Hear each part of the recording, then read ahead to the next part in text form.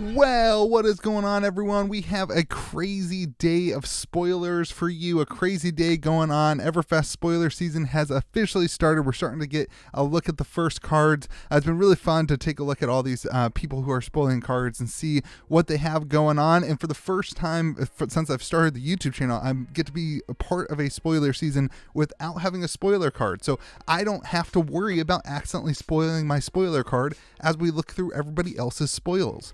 So it's going to be fun. So let's hop in here and take a look at the Flesh and Blood spoilers for Everfest. You can see this is all the, if you're interested in who spoiled which cards, you can go to Fabtcg.com and the articles Everfest spoilers, and you can see the whole list of people who will have spoilers and people who spoiled these particular cards. So make sure you go check out their videos and their posts and interact with them over there on their own channels and their own places that they post the cards. So we have massive things going on. Lots of things that I've been hoping for. Lots of things that I've said that I wish was going to happen. Really cool to see things. Number one, this is the first time we have an adult hero in a supplemental set. So this is the first time we have a classic constructed hero built that's not a part of a main set. Very interesting. Crucible of War, of course, only had Blitz heroes. I did not anticipate that we were going to get classic constructed heroes, new classic constructed heroes. It's going to be super interesting. The key here, and something that I have said that I really wanted in Flesh and Blood, was to revisit these old heroes from WTR and ARC and make them relevant with the talent system. And that's what they've done here. They have given Bravo, Star of Show, they've given Bravo now the elemental talent. He has the essence of Earth, Ice, and Lightning. So his card pool is going to be massive. His card pool, it's going to be allowed to build a lot of shenanigans going on with this. At the start of your turn, you may reveal an Earth, an Ice, and a Lightning card. I'm looking at you, the Pulses. The Pulses are going to be super good, I think, in this deck. From your hand, so it has to be, you may reveal an Earth, a Ice, and a Lightning card from your hand. If you do, the next attack action card with cost 3 or greater you play this turn gains +2, dominate, and go again. A free go again. It's huge, and this is at the start of your turn. So there's going to be a lot of things built into this deck. I'm sure experts will come up with deck lists and builds for y'all. But really, what I think this is going to do is, if you can get those pulses, if you can get that 3 cards, you pretty much lock the game down. I think this deck is going to be kind of a stalling deck until you get the right cards in hand to just have basically an attack with +2, dominate, and go again, and then be able to swing with something else. It's gonna be an interesting deck. Really cool, really awesome. I predicted that this artwork was gonna be a hero card. I was stoked about that. Really cool to see all this. And obviously a very strong hero with a huge access to huge amount of different cards from Tales of Aria, and then all the Guardian cards as well. So really cool to see that. All right, let's hop on. Even bigger than that, this was Rudy's spoiler video from last night. A fun little diving into his fake house. It was funny.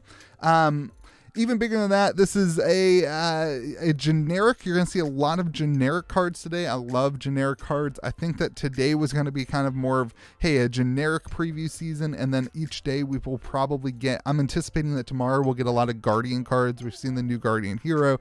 Tomorrow will be a lot of Guardian cards. That would be my guess. So you can only do this if you've dealt damage this turn. You opt 3 and reveal the top card from your deck. If it has greater power than the amount of damage you've dealt this turn, create a quicken token or draw a card. This is a ninja card. This is a Kodachi card. All in. This is an awesome Kodachi card. You hit with your Kodachi, you get 1 damage in, you get to play this card, get a quicken token, and draw a card as long as you hit really any attack action card that would be in your ninja deck. This is going to be a really good play ninja. This will make your opponent decide whether or not to block, I think, the first Kodachi too, which has always been kind of a interesting task. So a generic instant, really cool. I think this has a place in the ninja pool. We'll see what happens with it other than that, but really I think a great card for ninjas. We'll see if it actually gets slotted in, but I'm guessing that you will also have a yellow version that opts for the yellow would opt for it goes up, I think. Yeah, the yellow, no, it would go down. The yellow would opt for 2, and then the blue would opt for 1. I'm guessing the red one will kind of be the only thing that gets played. So, all right, let's hop on to Wild Ride. This is a brute card. When you attack with Wild Ride, this doesn't block, which is rough. When you attack with Wild Ride, draw a card and then discard a random card. If a card with 6 or more power is discarded this way, Wild Ride gains Go again. This is a 2 cost for a 6 attack. I think there's better brute cards, especially this doesn't block at all. I didn't mention this, but even bigger than that also doesn't block, but I think it's going to be used more in an aggro build. I don't know that Wild Ride has it. I'm not super excited about this one, to be honest. It just I've seen some other people talking about brute, just not really. There's better cards to include here, but artwork's pretty cool. And PvE confirmed. Are we confirming that we can ride on horses and things? Do we have stallions in this game now? Pretty cool. All right, Arcane Lantern. All right, this is a really cool one. This is an offhand equipment. So if you have a hero that has just 1 weapon, you can put this in your offhand and have access to Arcane Barrier. I think it's really, really interesting to see that, because this opens up the ability. This is generic. It opens up the ability for additional Arcane Barrier support without taking up one of your equipment slots, which is really cool. I don't know what else to say about this. There's some heroes that are going to be able to utilize this, obviously. We don't know what other weapons we're getting, so I think that may open up those. I don't want to speculate on that. So we don't know what other weapons we're potentially getting, but this could see more play in different heroes if we do get additional one-handed weapons for classes that do not have one-handed weapons. So interesting to see that. And then the killer for this, the absolute killer, is the full art foil, which I'm going to speculate that this is just the regular foil. The tweet was didn't really specify if this was an extended art or if it was a normal, but then the set number being 155, I think that implies that this is just part of like the regular set, and that this is going to be the cold foil for all of them. But stay tuned, we'll figure that out as a community, I guess, to see if there's a regular cold foil version that looks like this and then the extended art, or if this is just the extended. But this is gorgeous, and I love, they're listening to Rudy, which is a great take. I love that they are highlighting more of the artwork, making it bigger. This is going to be a really fun card to collect and to have. I think it's just a beautiful card. I love the artwork. I love the idea that the whole card is kind of taken up. They did a great job on this, so really cool to see that. Arcane Lantern, really, really exciting. All right, Knickknack, Brickback, things that not super exciting. Maybe, I don't know. We got some more copper and silver support, which is cool. Knickknack, a bric-a-brac, 3 cost for generic action, majestic. So you're not going to see this in the other pitches or anything like that. As an additional cost, you may destroy any number of copper, silver, and or gold. So interesting. We're getting more support for all this kind of money system in the game. Search your deck for an amulet, potion, or talisman card in its name and put it in the arena, then shuffle for each 4 copper, 2 silver, or 1 gold. Repeat this process. So this is going to be a place where you can spend a lot of money to put a lot of things into the arena.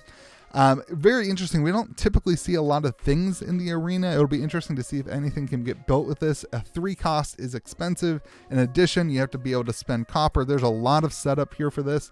I'm guessing, though, based on this card and some other cards, that amulet, potion, and talisman is going to be predominantly what is seen in that kind of carnival slot. That's my guess here. Love the artwork, love the theme. Maybe there's this is where like PvE, a card like this could see some play or could be good in PvE if those amulets, potion, and talismans are important for that format, which I think they would be. So this card, again, doesn't scream competitive play to me. It screams more PvE. I know Ken will leave a comment in the section. Anything screams PvE to me, and that is mostly true. Smashing Good Time. People are complaining about this one on the Facebook, but I don't think it's that big of a deal. So Smashing Good Time is a 0 cost generic action. There's a lot of 0 costs so far. A 0 cost generic action that does block for 2. The next time an attack action card hits a hero this turn, you may destroy an item they control with cost 2 or less. And if this is played with from the arsenal, the next attack action card you play this turn gains +3. So pretty significant there. This is, people are complaining about this with mechanologists. I just don't know, talking with some people, I just don't know that you're going to want to slide any number of copies of these into your main deck just to play against mech. So you have your sideboard and then you're giving up slots in your sideboard too. I don't know. I think people are overreacting on this one. It's interesting to see a 0 cost generic action with Go Again. Generic action with Go Again that also pumps from your arsenal. It's interesting to see if there will be any, Cheerios builds that include this just for the kind of generic action. I don't know. I doubt it, but it's interesting to see that kind of card again. But cool. It's a cool ability, and obviously based on the other card, we are going to see a lot of things in the arena. Potentially, so maybe there is some effects that this does apply to as the set kind of continues to come out. My gut says that this is not going to have an effect on the things the way that people are saying, but we'll see. All right, High Striker. We got the Strongest Man in Wraith card. We all knew it was going to come. This one's massive. I am so stoked for this because Kasai is going to be the strongest man in Wraith. This should say strongest person in Wraith. You know what I mean? Come on, because Kasai needs this card. I'm so stoked for my Kasai build. The next time an attack you control hits this turn, so an attack can be weapon attack, it can be an attack action, create 6 copper tokens. That's massive. Really stoked on this. Really love to see some more copper tokens come into the game. Cash in, we'll see. It has already gotten bought out on TCG Player. Somebody bought like 50 copies today on TCG Player. Cash in looks really good with this. Kasai builds for Blitz needed this card, I think. And there's obviously going to be more support for copper and silver and gold in this set. So really cool. I love the artwork. I love the theme on this. It's really cool. I was joking about the strongest man thing, for the record, but I think Kasai is gonna like this. It's gonna be a lot of fun, and you guys know Kasai is my favorite Blitz deck, so I'm really excited to try this out, and I love the theme on this card particularly. All right, Amulet of Havenclaw. This is the first kind of amulet we've seen. So these are, I believe, what can be triggered, right? You can trigger this. Yeah, you can search for an amulet. So here's what you got. The Amulet of Havenclaw. It's a 0 cost generic action. Generic action that is an item. You play it and then you have Go Again, and then you can react and destroy this and search your deck for a card. You can search for Rally the Rear Guard, add it to the chain link as a defending card, then shuffle. So pretty cool. It interacts with another kind of big defense card. It's kind of an ability to have that out there to prevent some damage. Really cool to see the amulets. We'll see how they play in the competitive scene. I think it's going to be a thing where some of these stally decks might like something like this that just kind of keeps the game going a little bit long. We'll see what happens. I don't know. Maybe in like an Oldham build, it does pitch 3. Maybe kind of some of that stuff. I have no clue. I'm no professional player, but it will be interesting to see the way that these are interacting in the set and all that stuff. I'm excited to see more amulets. We'll see if they are all defense reactions, or if some of them are attack reactions. That may be pretty cool as well.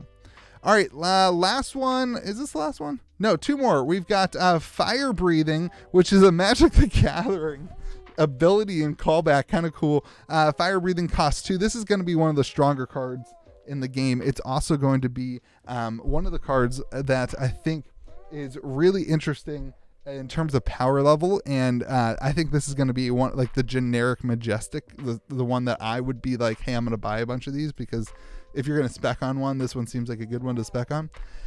It costs 2 instant, so if you play this from your arsenal, if you can pitch enough, you can make this like an 11, I think is the math. It gets +1 if you're attacking. This is pretty high. I don't know. If you can bounce this with some other cards somehow, I think that this has an ability to be pretty cool. The key for this card for me is that foiling is going to be insane. This is a card that I'm definitely going to want to collect and foil as a result of the red and yellow foiling that is always so good on Flesh and Blood cards. It'll be really cool to see that, and I'm stoked about it. So I think this card's going to be huge. I'm sure there will be some shenanigans that happen with this card and people trying to break it. It'll be interesting to see if they're able to do that. I love the theme. Again, I think it's a cool card, and it is kind of like it's kind of a Magic the Gathering ability, which is interesting. I saw some people liking that and not liking it. I kind of like it. I like different abilities from different games and TCGs, so it's kind of fun. And Fire Breathing seems like a really cool card. All right, Talisman of Featherfoot. Let's hop in here. Another Talisman. So this one you play, it has go again. When an attack you control gains exactly 1 from an effect during the reaction step, destroy it and the attack gains go again. So pretty cool. Again, this is another, like, giving out some more go again setup for your attacks, being able to set up things. What is it? Bolton Sabers that probably likes this, or something in Bolton probably likes this. It'll be really interesting to see how these talismans are utilized, how these items are utilized. Then again, you do have some ability to destruct them in the Smash and Good Time. So we'll see if that all applies, or if these are just kind of like the amulets didn't really get used super well from Everfest. So maybe these are just kind of like that, and more for, I don't know, I guess you're not really going to be using them in sealed or building whatever in sealed pools, but maybe it is. I don't know. I think there's a lot of interesting things that can happen with deck building with this stuff. It'll be really interesting to see what happens. So all in all, a really cool start to the spoiler season. Really, really exciting. I think the takeaway from today for me is that Bravo star of the show is going to be a spicy deck. It's going to be something that the deck builders really like looking at. My hot take on this is that this will be the cold foils. That's my guess, that these will be the Majestic cold foils. I've been saying that. I still believe it, that these will be the Majestic cold foils. I don't know. Maybe I'm wrong. Who knows? I don't remember. I don't think we've seen any Majestic cold foils of this, like as printed as promos. We've seen the other ones printed as promos, like the rare heroes that we're seeing. So maybe not. We'll see. Anyway, this is what we've got for spoiler season. Make sure you head back over to the article and actually read the other people's opinions about all these things. Great to see Pleasant Kenobi and Tannen and all these people who got spoiler cards and that are there. Really great job to everyone for doing that. Really cool to see all the things and to be able to speculate on them. And keep your eye out, keep watching, and we will kind of meet back here daily whenever I have time with my kids. Obviously there's going to be more spoilers today, but I've got kids and stuff like that. So we'll do tomorrow. We'll pick up from the last one, which was Talisman of Featherfoot, and we'll just kind of look at them together. So hope you guys have a great day. Remember to be kind to the people around you, and we will see you again next video.